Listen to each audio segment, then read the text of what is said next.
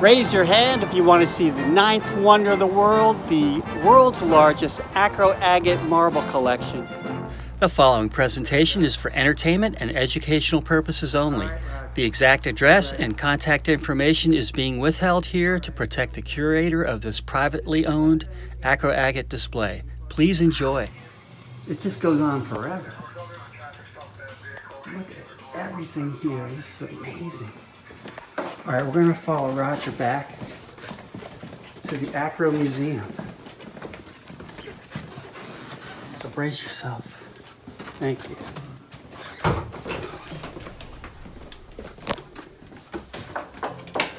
Holy good Lord in heaven.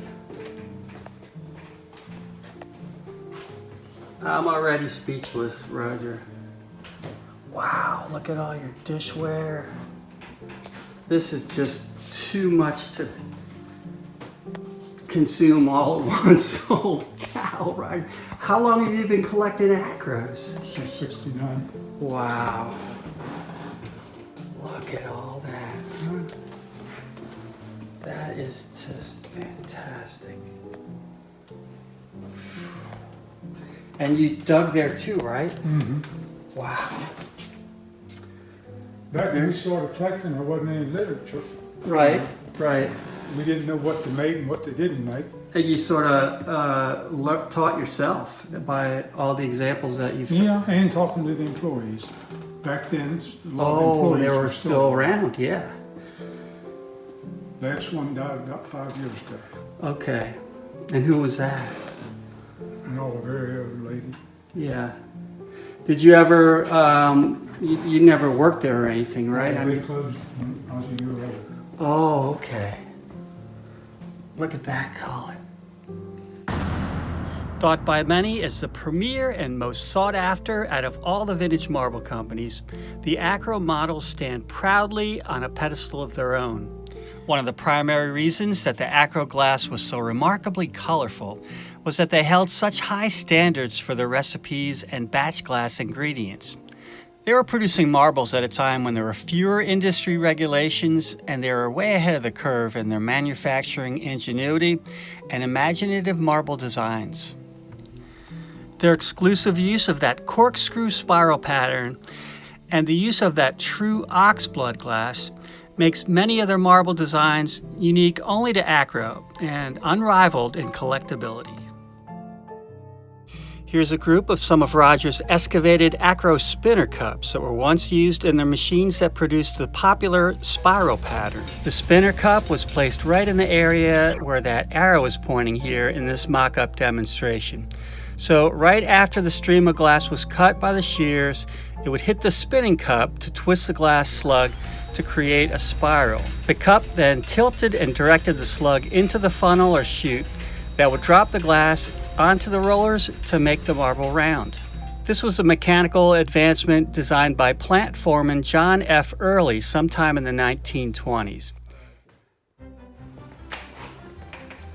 All these cool ashtrays with oxblood, cullet and marbles for miles. Oh, there's the toy and dishware. Just amazing.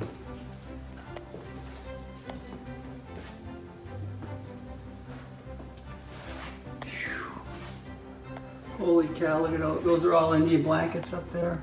Not quite, there's no black. But good Lord. So what are your favorites in here? Like if you were to pick out a few that you really... There's too much. Yeah, yeah. This don't make sense, Steve, but there's, even with the 20 years the internet's been out, there's 25 or 30 pieces in here. There's only one known. And how do you explain that? I mean, right. Well, molds. You document it. That's all you can do. They made molds, and there's got to be more than one piece. Right. Going into the 1930s and 40s, due to the increased pressure of other competing marble manufacturers, Akro branched out into a wide array of pressed glass and mold form novelty items. This included everything from ashtrays to jardinières to candlesticks to pen holders to fine ribbon bells. Their children's play dishware sets were a hot item in the 1940s with the kids, and their Colonial Lady and Scotty Dog puff boxes were very popular then and are still highly sought after by glass collectors today. Many of these items were produced with the same glass recipes that they used for their marbles. Some of these items on display are super scarce, with only a few known to exist. Wow, look at all those shooters. Holy cow.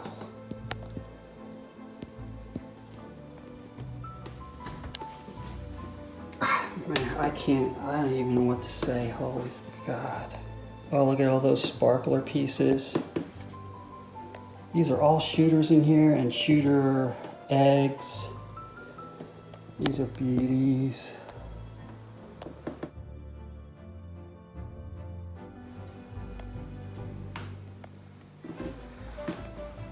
And you were in the Ripley's, believe it or not, right? For the world's largest marble collection or Akro collection? For having 1 million marbles. Having 1 million marbles. That's probably an understatement, right? Yeah.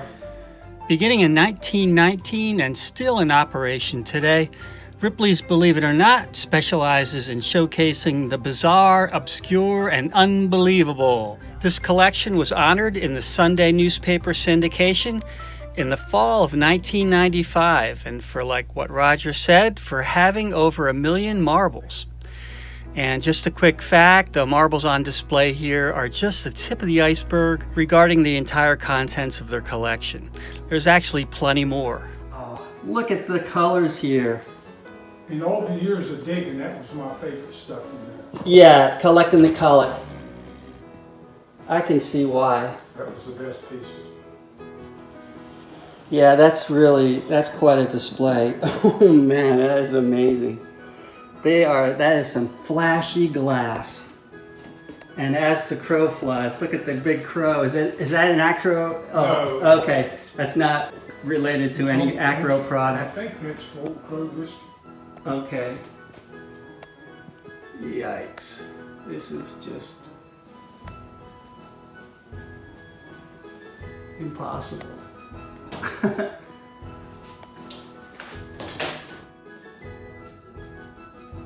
I tell you, with all the ultraviolet reactive glass here on display, wouldn't it be a blast to set up fluorescent lighting overhead just to see how the room would glow?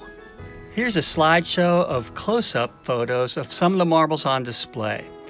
Many of these pieces are 1 inch in diameter.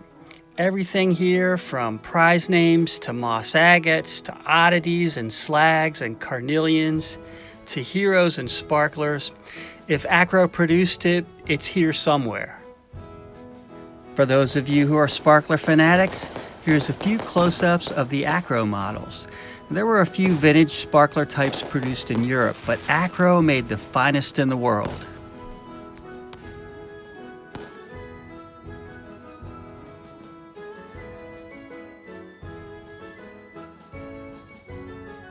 This custom salesman sample case was once owned by top Akro salesperson Ralph Hetherington, and it shows off some of the typical pieces of that era, which looks to be from their 1930s heyday.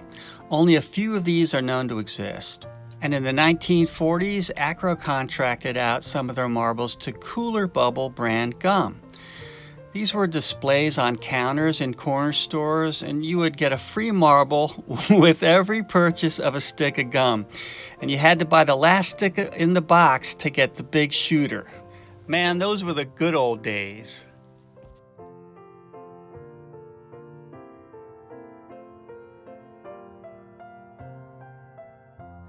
There was a period of time between the late 19-teens and the mid-1920s that Akro Agate was really the only American toy marble company in operation. Even still, they were always very forward-thinking with their marketing. They designed their trademark image of an American crow in flight, holding 1 marble in its beak and 1 marble in each of its claws superimposed over the letter A. Their company slogan was a message to marble players around the world: shoot straight as the crow flies. This logo appears on most all of their retail marble boxes. Another crazy, cool, but rare item here are the unusual coffin-style boxes, which hold 9 different sizes of Akros. These may have been among the earliest of the Clarksburg packaging items, maybe from the 19-teens.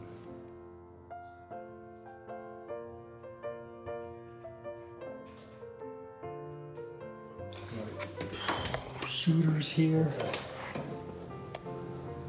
Wow, look at that big Jolly Roger. My God. There's a buckskin. Some nicknamed pieces that I've just scanned over there are the Jolly Roger, the Claudia, and the buckskin. The Claudia was named by Sally Dolly in honor of Claudia Hardy, and the Jolly Roger was named by Mike Johnson as a tribute to Roger Hardy. Both were nicknamed sometime in the 1990s. The Jolly Roger name was originally intended for the giant 1 3/8 to 1.5 inch experimental orange and blue prize names that were dug at the Clarksburg site. But collectors nowadays tend to use it for any size with that color combination. And I've got no idea who nicknamed the buckskin, but the name stuck. Here's a few more dazzling examples, some of these with oxblood. These are all early and very collectible specimens.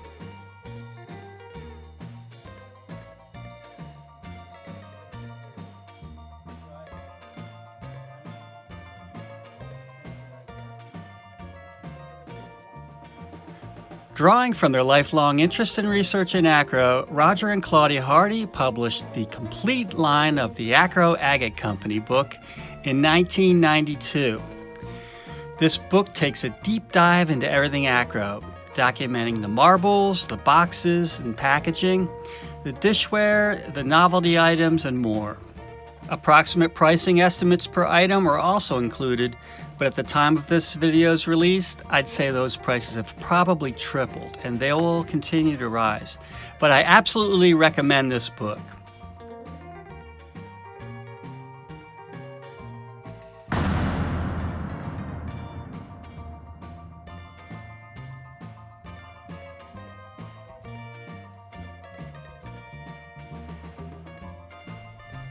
If you like these Popeyes, or if you enjoyed this video, please give it a like, and I hope to see you in the next installment of Vintage Machine Made Marbles. Thank you for watching.